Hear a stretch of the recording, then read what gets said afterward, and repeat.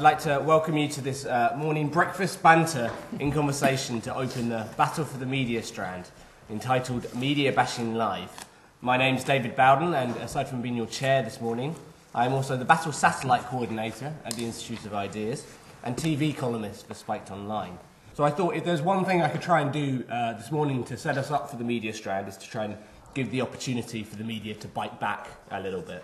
And not just Fleet Street, of who we hear an awful lot of. We hear a lot of grandstanding from the importance of the big newspapers and the tabloid newspapers who need to be regulated, the importance and the value of the free press of Fleet Street. But I wanted to give Grub Street more of a chance to fight back. Since we're in spitting distance of it here, I'm asking some of the grubbiest hack and dedicated newshounds that I could find. These are not people who are the big stars on their 100 grand columns in the national newspaper, but they are thoroughly experienced journalists who have worked across a number of different fields and have a lot of different perspectives. So we'll try and hear what they have to say on the topic. Just to briefly introduce them, we have Sean Bell, who actually came here this morning with newsprint on his hands, which was a nice touch, but he's got extensive experience in the local and trade newspapers as a copy editor, writer and journalist.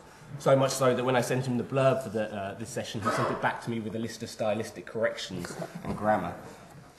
But he's also the co-founder of the Brighton Salon, a monthly debating forum. Ed Dorrell, furthest to my right, is perhaps best known and loved for his hard-hitting reportage for his first job, heating and ventilating news. But since that peak, he has been a full-time journalist for the Architects Journal and also is now comment and features editor at the Times Educational Supplement. To my far left, Jo Phillips is somewhat of the kind of viper in the grass of this discussion, of the fact that she's actually a former spin doctor as well as being a journalist, having been Paddy Ashdown's press secretary and also worked on Live 8 in media relations. But aside from being a press officer and an award-winning journalist, she's also a Middle East rally driver, a West Ham fan, and generally always good value at the Battle of Ideas. And last but not least, we have Jason Walsh, who is Ireland correspondent for the CS Monitor, also known as the Christian Science Monitor. But just to make it very clear, he is not actually a Christian Scientist, which I'm sure he'll explain what that newspaper is and what that means. He is also a PhD student in philosophy, looking at news and journalism. But yeah, I'm just going to sort of just put a couple of sort of questions to the panel. You know, very much in the kind of, sort of discussion around Leveson, it has been, you know, as Hugh Grant kind of termed it quite effectively, the good press versus the baddies. The good press of the Guardian and the Independent, who didn't need regulating, and the bad press of the Sun and the News of the World and the likes.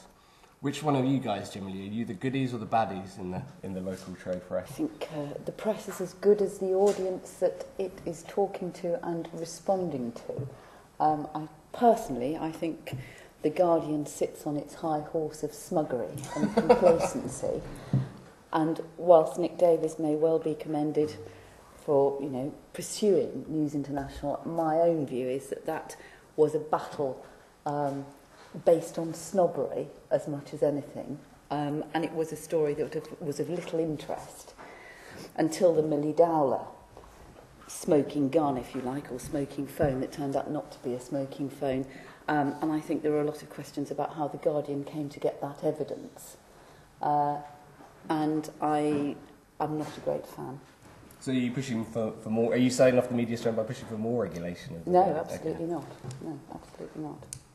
Where do we stand as the TES? Well, I think all journalists stand a foot in both camps, really. I think there is a grubby end to most journalists' instincts, but most also, I think, see themselves as campaigners and a positive influence in large part.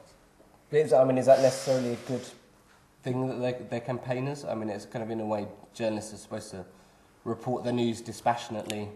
No, I mean campaigning within the context of journalism, as in a positive influence upon society, or at least the sector on which they're reporting.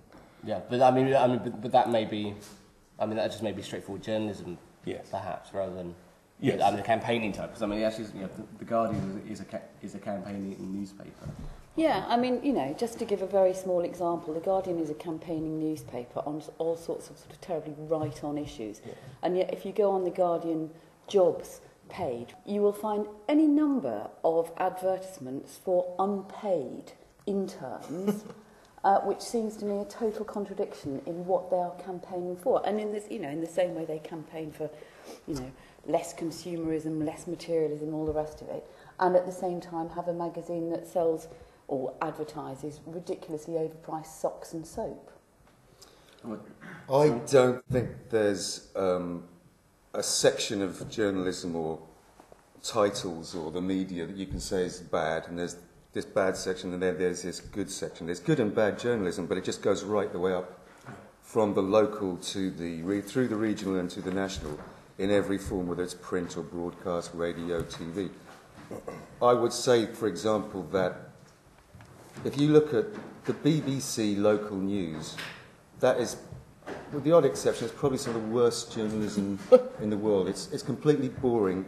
It's not the news from where you are now, like they say. It's usually 60 miles away, and it's about something that nobody cares about. How they managed that, how BBC London manages to make London seem like a boring city is a real achievement. It's a city, it's one of the world's greatest cities, 9 million people, and yet, yeah, you're right.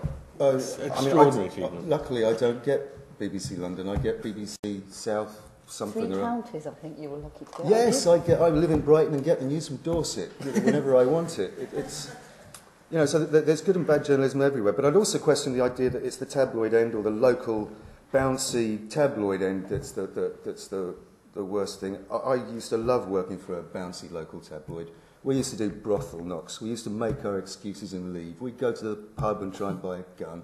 It was all, well, it's not as much fun as it sounds, actually, but it was... You may want to explain to the audience what a brothel knock is, because they might get slightly the wrong idea from what you... I think they probably can work it out, Dave. Okay. As long as you make your excuses just in case that they had a... It's, as long as you do leave, obviously, it is... But the point is that whether that's campaigning, I suppose it is in a sense. It's maybe not a long campaign like The Guardian would run that nobody gets involved with, but at least for a few days or a week, everyone is concerned, that there is a brothel there and who might be working at it. Everybody is concerned, about the this or that that's going to get built, not going to get built, or is a danger to the public health. All these things. The thing about all journalism is if you take it, all of it, it's what we all know. It is all life should be there. It should be, whether it's about, whether you're writing for Electrical Review or one of those joke things you see on Have I Got News for You. All life should be there, and unfortunately the way in which journalism is going now, the way in which it's being attacked now, particularly by the Leveson sort of idea of everybody conform to kind of local BBC news standards, I think that's less of life will be there. Less it will matter. I must tell you, audience, because you can't see this, but I'm really, really impressed by Sean's shorthand, which I haven't seen the like of for a long time. But I think that's a good illustration of actually how journalists are trained. And people think that being a journalist is fine and it's easy, and I think, social media and Twitter and the so-called citizen journalist has made everybody think they have got a story and they can create, present or write a story. And I think, one of the problems is the economics of the media, and that goes across print and broadcast. And we shouldn't forget broadcast, because a lot of the debates that we're going to have over the course of the day talk about the press, and they talk about the tabloid press, but they're not talking about television, including local television, which is possibly even worse than some BBC local radio. But, where are the specialist correspondents who cover Whitehall or who cover the courts or who cover industry? I mean, when I started out 100 years ago, there were more industrial correspondents along Fleet Street, and we knew every pub to go to and how we could work out who could follow which particular dispute, because there were so many going on at that particular time. There are very few specialists now, but what you've got are incredibly overpaid columnists. But you haven't got specialists who know their story. And I think, as you were saying, and coming from a sort of specialist trade background, that's now become very niche. So general journalism, I don't think there are the skills, and certainly in the lectures and the classes I've ever been involved in with media students, the lack of interest and the lack of knowledge and the lack of curiosity is absolutely staggering. And if you haven't got those things, you're never going to make a good journalist. Yeah, I think it is a very odd time for the media, particularly with the sort of professionalisation of journalism and journalism degrees, which is really just a way of, we can't be bothered training you, so we'll hive this off to the universities, who are quite happy to cash the cheque. Bad. Train them badly. Train them badly, yeah. And try and pretend it's a degree, so we'll stick a bit of media theory, a bit of sort of Chomsky analysis, so the self-loathing can go in right at the start, you know. But the decline of absolute specialists is probably right now a function of economics, as you say. But I also think there's a problem more widely in society. There's a kind of hole. You can go about your life now without reading a newspaper, and it will make absolutely no difference. It's almost as if the news has very little purchase, unless there's an enormous rolling story right now, which we get 24-hour updates on, like Jimmy Savile or whatever the latest outrage is. But most people's, the purpose of a newspaper, the difference between a newspaper and a magazine, like news, it's just the plural, an archaic plural for new, and the archetypal newspapers are sort of very Enlightenment notion where you sit down in the morning and, you know, you open this enormous broadsheet and it tells you all about the Crimean War and, you know, where stocks are going, and that's the kind of engagement in the world that they were aimed at. And the modern newspaper developed out of that. Now, do you really need to know? Does it matter? I think it's tragic, but you don't. I still want to know why you think that's happened. I don't understand. You know, you can make a fact that it's true, but how has that come to be? Well, I can answer, but it'll be a very loaded question, politically loaded answer. I think that journalism is fundamentally about politics. It's political, and I think that the political sphere has shrunk. Without wanting to sound like an inch-tall version of Jürgen Habermas, I think that the bourgeois public sphere is in retreat. And I say that because I work for a bourgeois newspaper.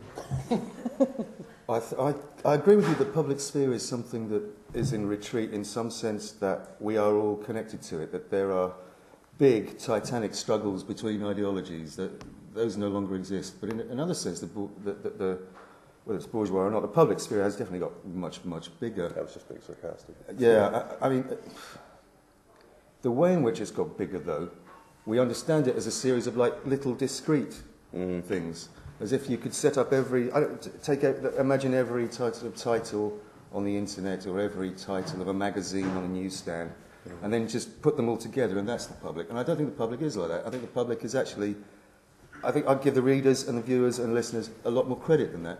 Yeah. Okay, so all of them under 30 or something don't want to pay for what we do anymore because they can get so much free. But you can understand them not really being cared about the news, considering what the news is of. It doesn't take me long to read much of the Times, the Independent, these days, because the news that it's of, I mean, look at the Tory alarm over number 10. Honestly, Ticketgate was the last thing, I think. George not another gate, please. Sunday newspapers are a particularly bad example, but I mean, this is probably the thinnest of the Sundays, and that's too thick. You don't need more than 20 pages. You could have a 20-page newspaper that could tell you everything you need to know about the news in the day, if it was proper news. Yeah, but the Sundays don't even aim to do proper news, do they? No, but I mean... they're lifestyle magazines in large part. Well, I think that all newspapers have become magazines. Well, that's true, yeah. I think that's the road they're going down. That's the internet, though. Yeah. But I think there's been this sort of, this desperate attempt to try and engage with the public, which comes from Whitehall and Westminster and seeps through the BBC and through the newspapers and every sort of media outlet. And so what you end up is, I want to know what real people think. Frankly, I don't. I can get that by talking to people on the bus or the tube, or listening to phone-ins, or talking to any, living human being that you come across. What I want from news is some expert analysis and some reporting. I don't actually necessarily want opinions, and I think we've now got into a rather dangerous sphere, particularly, and again, I go back to broadcast. This may happen, so let's have somebody on to speculate about what's going to happen, then it happens, and then let's have somebody analysing what's happened, and then let's have some ordinary people. Once upon a time you had something like the budget, and it would be analysed properly. I'm going to sound like an old fogey here, but, analysed properly by economists. Mm-hmm. But now we go and it's usually the same sort of, single parent, pensioner, and it's like, frankly, who gives a shit? What's the point of having journalism if you're just going to have endless parades of people sitting in their front rooms? That's not. But journalism. That's it. I wouldn't be as hard on opinion journalism as you are. I mean, I agree there is an unbelievable oversupply of it. And one of the problems is, on the one hand, you have star columnists being paid 100,000 to vomit out opinions. On the other hand, if I am writing an opinion piece for a paper and they're going to pay me something between nothing and 85 quid, I'm going to spend approximately half an hour on that story. Yeah. That's what you're getting. I'm not wasting my time with it because you're not paying me properly. And the same thing applies to reporting as well. I mean, rates haven't gone up in years, so people are sitting reporting from their desks. Everything's done. Picking up There's the a fundamental phone. truth that, you know, news staffs, reporting staff, newsrooms have shrunk. Yeah, You know, exactly. hugely. And they're in And industrial become estates, self-fulfilling. particularly, like for the local press, which I came up through the locals and the trade. Yeah, so did I. We were all moved out to industrial estates, so we're covering places that we can't even see. And you can't get to. Yeah. And you know, there is no understanding. So you end up just talking to other journalists. Yeah. So you know, you just go round and round in circles. And I think, you know, to go back to sort of industrial reporting, which I, you know, care very much about, you know, I think the BBC has got they don't call him a labour correspondent, they call him an industrial correspondent now. But, you know, if now is not the time that you need somebody who understands that there is more than a winter of discontent looming, goodness me, how many times have we heard that, and it's a simple argument between the trade unions and whichever government happens to be in power. That is really rubbish journalism. Isn't it odd, though, that the BBC does have a couple of sort of superstars in that area? It has Peston, who's become very popular, Yeah. and it has the other guy who supports Occupy and sort of flies around the world to... Paul Mason. Paul Yeah. Mason, yeah. It's really cheap, though, isn't it, to just have the media investigate itself, and then... I mean, at the moment we've got is it Panorama's investigating Newsnight at the moment over Jimmy Savile, Yeah. and there'll probably be a documentary about that. So eventually, somehow the whole BBC might be taken over by an Well, investigation it's of like a really, itself. really sad old Douglas Adams joke about people sitting around making documentaries about themselves. It's actually true. You know? It's stunning. Okay, shall Let's I'll ask give the the opportunity people. for Yeah, I'm going to yeah. ask the people for their thoughts. I am distressed with actually the quality of investigative journalism in this country because although I am a member of the public, have researched one issue incredibly intensely, can I interest the media in it? No. My father was a correspondent for most of the post-war period, so he saw the sort of shift in journalism. The thing that upset him most is not Leveson, although he does get very upset about Leveson, was Hutton. And I'd be interested to see what the panel think, because he was never an expert, but he was a very good journalist, and I know that was because of the close relationship he had with his political sources.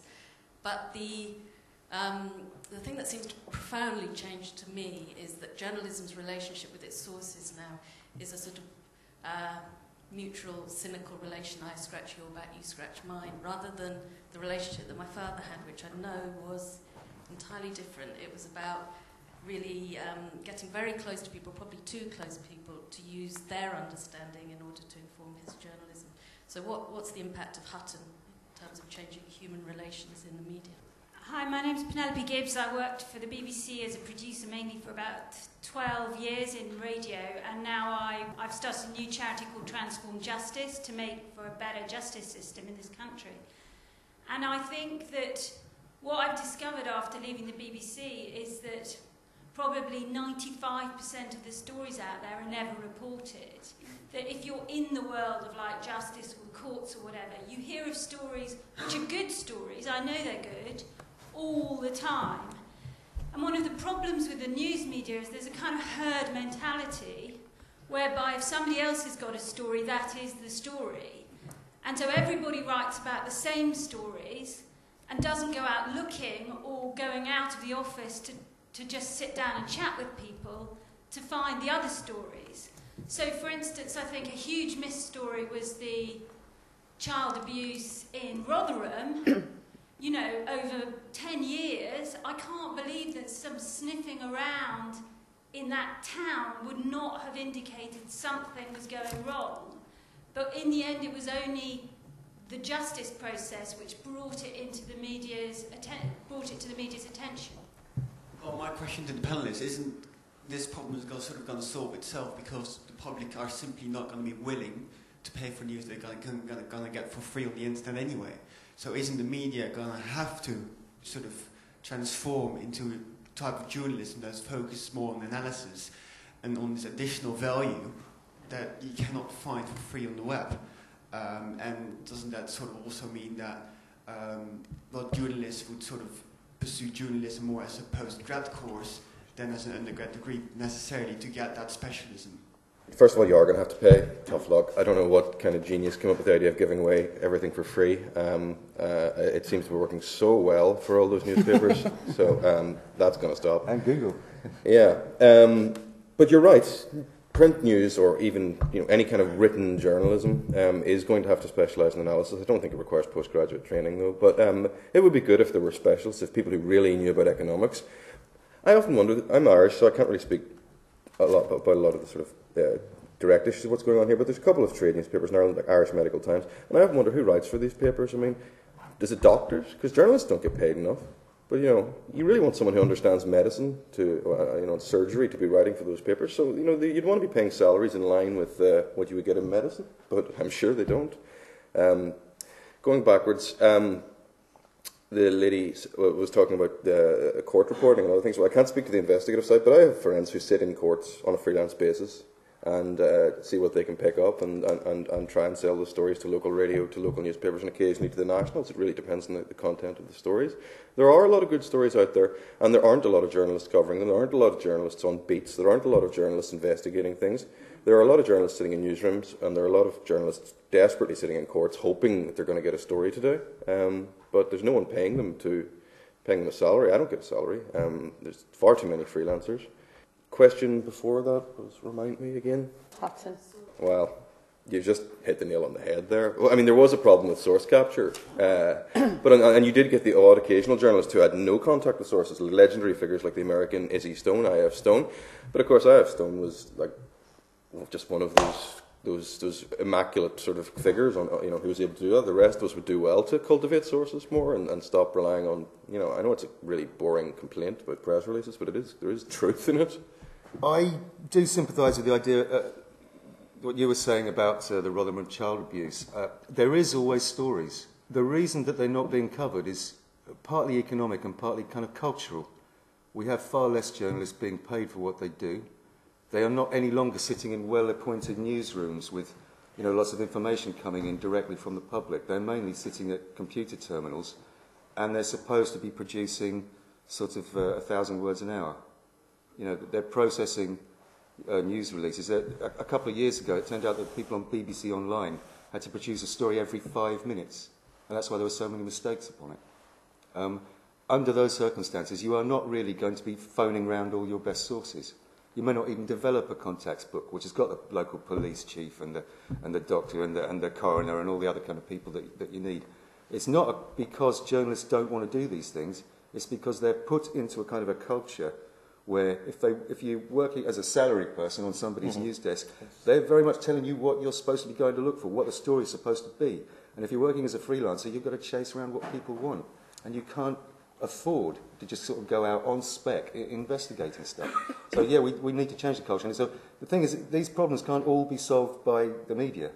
They reflect really big problems, in the whole of society, and the way, not just the way that the media's funded and financed, the business plan that media is run on newspapers and in TV as well, isn't working anymore. There are cultural problems, certainly. I mean, I could speak about the education pack, as we affectionately call it, the education editors from all the major dailies.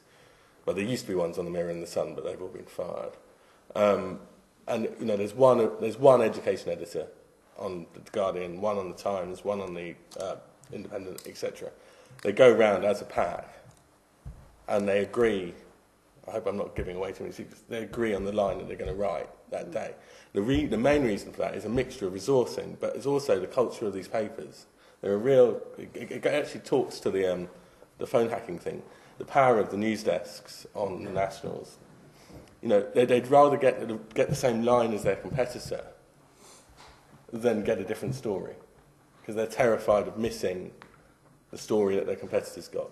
So there's absolutely no creativity at all amongst those people. Some of them are very fine journalists, actually, but they just don't have the time or the culture to do the kind of journalism they'd like to do.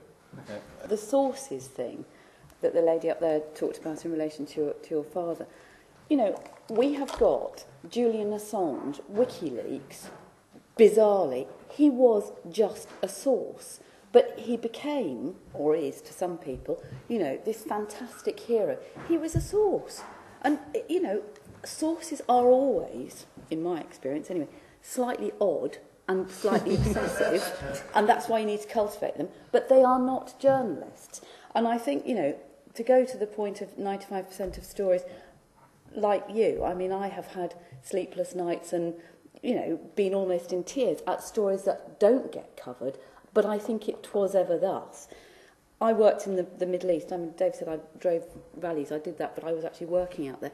You know, and at the time that I was out there in Syria and Jordan and Lebanon, The Guardian had more people in America, more correspondents, paid correspondents in America, than in the whole of the Middle East. Now, you know, how can that possibly be right? And the answer is, it's not, if you want to understand the world, but it's a lot easier, isn't it, to talk about a country where we can relate to it and they talk the same language, and, you know, we can sort of pretend to be terribly intellectual about what it's going to mean to us.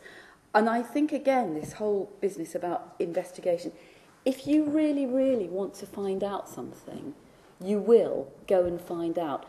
You know, with all the things that everybody else has said, which I agree with, about the cutbacks and the lack of specialism and the way that, you know, lack of resources. But if you really want to be a journalist, it is the curiosity that drives you, that makes you want to get to the bottom of something. And I think that hunger for getting to the truth is very sadly lacking, because people would actually, it's easier to sit at home, write a column and get paid for, you know, your opinions on 50 Shades of Grey. Foreign news is my area, or it has become my area by default, and the very strange thing about it is that no one cares, and I really find that distressing. No one cares at all. They care about disasters yeah. and wars, and that's it. And the news just sort of zips around the globe from horror to horror, but you don't learn about the world we live in. And unfortunately, it's I'm speaking of the American press, all of the sort of second-tier big Americans, big city newspapers have closed their foreign bureaus. The Orange County Register, which has recently reinvested in print, is going to hire new journalists and all the rest of it. It's a circulation of 300,000. It's no small paper. You go down to its website, click on foreign or world, and everything's AP Wire. Baltimore Sun's all AP Wire, Boston Globe all takes it from the New York Times. So basically, Washington Post is scaled back. You're left with the New York Times, the Christian Science Monitor, a couple of other papers doing foreign. Nobody else does. I'm Andrew Calcutt, academic. I want to put in a good word for the old-fashioned general reporter. I mean, I hear what people are saying about the desirability of specialisms and all that. But I think there is a bit too much of a readiness on the part of journalists not to be journalists, not to be reporters. So my old schoolmate, Roger Harrabin, wants to be the BBC's environmental analyst. He doesn't want to be just a plain reporter. And I think that general role, David Randall called it the universal reporter, is one that's strangely absent, and we're much the worse off for its absence. Where have they all gone? Well, they've gone down the same plug hole as our public life has largely disappeared into, I think. There was a time not that long ago when you didn't have to have a weekend battle of ideas, there just was one, continually, all the time, which is why you had to have people who did eventually specialise as Labour correspondents, but only because they'd been bloody good general reporters in the first place.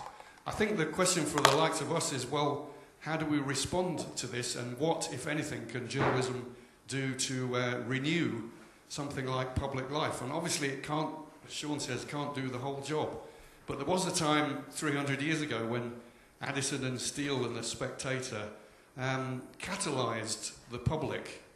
They didn't invent it, but they catalysed the public into existence.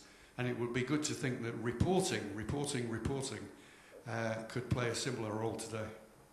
Quick thing, it does sound, this session was called Mediabashing, and you seem to have been doing so much bashing of yourself. You just think, my God, what are you, suicidal or something? It's the self-loathing of the profession. And the only other bashing I've heard is that you bashing the public. Caricaturing the public is somehow they're to blame for wanting, you know, the crap stories that are often delivered. So I'd like to know a little bit more, especially in the wake of Leveson, you know, what we have to defend and what we want the press to be.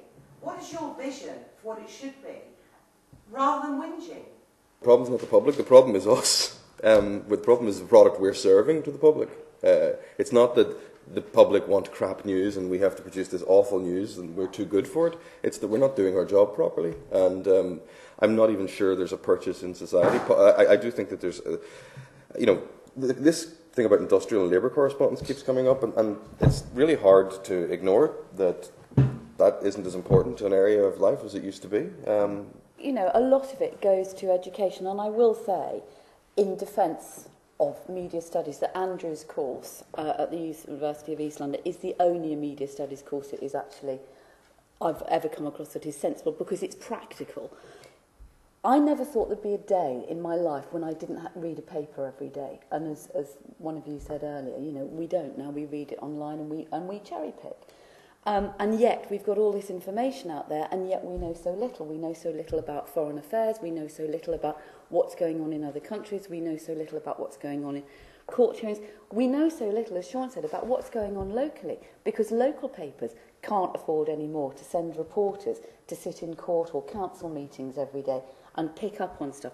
So I think there is a crisis in the industry, as there are in so many industries, but I think a lot of it is about education, and it's actually creating the curiosity within young people to know more about what's going on, which is why things like Battle of Ideas and Debating Matters are so important, because you can see there's a real appetite for it. It's very difficult, isn't it, to defend 8 pages on Simon Cowell's latest exploits when Syria's in flames. But, we're all human, and lots of people would rather read about Simon Cowell than something difficult in Syria. I think we have to try and reinvent it. And I don't think it's a whinge particularly, Kerry. I think it's a sadness that the quality has gone, and that lots of people don't see journalism as a vocation based on the things I've said before about, a desire to find the truth or to find things out, that it's a job that is seen as glamorous or exciting or, all of those things, and if you're lucky, you'll end up as one of the overpaid columnists. I would defend 8 pages on Simon Cowell while Syria burns, actually. I think you have to. Firstly, all life has to be there. It has to be about, not just because the readers want this kind of thing instead of that kind of thing. It's just that I know, in this day and age, the way that the kind of journalism industry is funded and the way that it's in collapse because of its relationship with a collapsing kind of sense of political authority, that people are now much more concerned about what is closest to them, what touches them. I don't think the media is responsible for a kind of a whole emotional vocabulary that we have now, but they certainly kind of do encourage it. You can't really blame the media for everything, but the media also can't solve all of these problems that are in society. The kind of media reflects society. We are all a bit more emotional. We're all a bit more inward-looking. We are all less concerned with what's going on in the Middle East than we used to be. Mind you, we used to think that because we thought mad Arabs would blow up the world. Yeah, now we don't think that. Do we? We think they'll just blow up themselves, so we're not so bothered. Or maybe we should blow them up a bit to stop them blowing up. That's the kind of... It's sunk to that. I don't blame people for not wanting to read the kind of drivel that comes out of the Middle East at the moment by Western correspondents. And the kind of often quite moving and interesting emotional investigation of ourselves, which isn't necessarily narcissistic, that we do when we contemplate things like why we like the X Factor or who won it or something. There's just one final point I make, Dave, that is the growth of media management, and it doesn't matter, whether you're a spin doctor in Westminster or you're the head of corporate social responsibility for Starbucks. Everything is predicated on media management, and I think that makes the job for journalists, for all the reasons that we said, a lot harder. I was going to make exactly that point. Sorry. No, it's all right. No. I completely agree. I think while the press has been damned almost universally over the last few years, even with Hutton, the fact that that there is such a strong media management philosophy within government and within all its quangos is really very, very bad. It's pervasive, actually. But with regard to the future, someone was talking about what we're going to do about it. I think, there's a fetishisation in newspapers, as we see here, of print. And we have to get over that. We really have to. Print is going to die. It doesn't matter what it's about. It doesn't matter what platform we're on. What we've got to get to is a point, as you say, that we're people are paying for quality journalism, and it doesn't matter what medium it's on. Journalists aren't necessarily the best people to come up with new business models. For No, I instance. completely They're agree. probably one of the last people you should ask. No. In fact, they're not the people. The media can't solve all the problems of the world. Neither is it responsible for them. And I guess we wait for some East Coast whiz kid to come along and say, here's how you finance. Well, have you been following what's been going on in Germany?